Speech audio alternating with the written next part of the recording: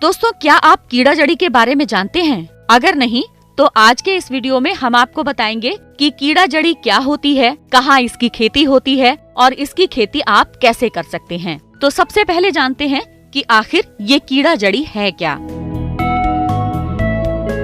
दरअसल ये जो कीड़ा जड़ी है, जिसे आप यार्सा गुम्बा कार्डियोसेप्स साइनेसिस के नाम से भी जानते हैं, ये एक प्रकार की फंगस या फिर मशरूम होती है जो औषधीय गुणों से भरपूर होती है। ये पहाड़ी क्षेत्रों में अपने आप से उगाती है।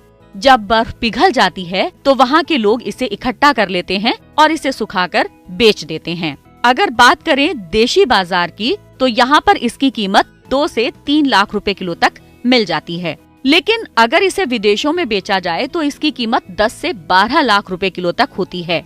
अगर आप इसे सुखाकर और इसका चूर्ण बनाकर बेचते हैं तो इसकी कीमत विदेशी बाजारों में 60 लाख रुपए किलो तक हो सकती है।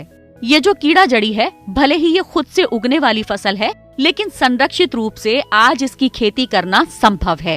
आप भी इसकी खेती कर सकते हैं, बस थोड़ा सा सीखने की जरूरत है। अब बताते हैं कि बाजार में इसकी डिमांड इतनी ज्यादा क्यों है। दरअसल इसमें protein, peptides, amino acid, vitamin B1, vitamin B2, B12 जैसे पोषक तत्व बहुतायत में पाए जाते हैं।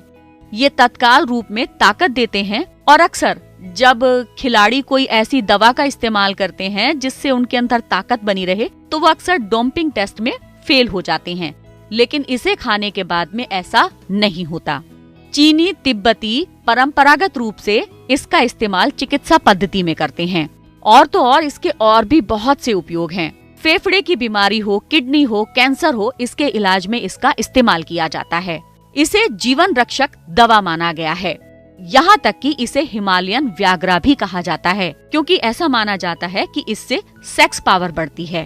अब आपको बताते हैं कि ये प्राकृतिक रूप से उगती कैसे है और इसकी पहचान कैसे की जाती है। दरअसल ये किसी कीट का कैटरपिलर है, यानी एक कीड़ा है। जैसा कि आपने देखा होगा फूल गोभी से एक कीड़ा निकल आता है, कुछ ऐसा ही।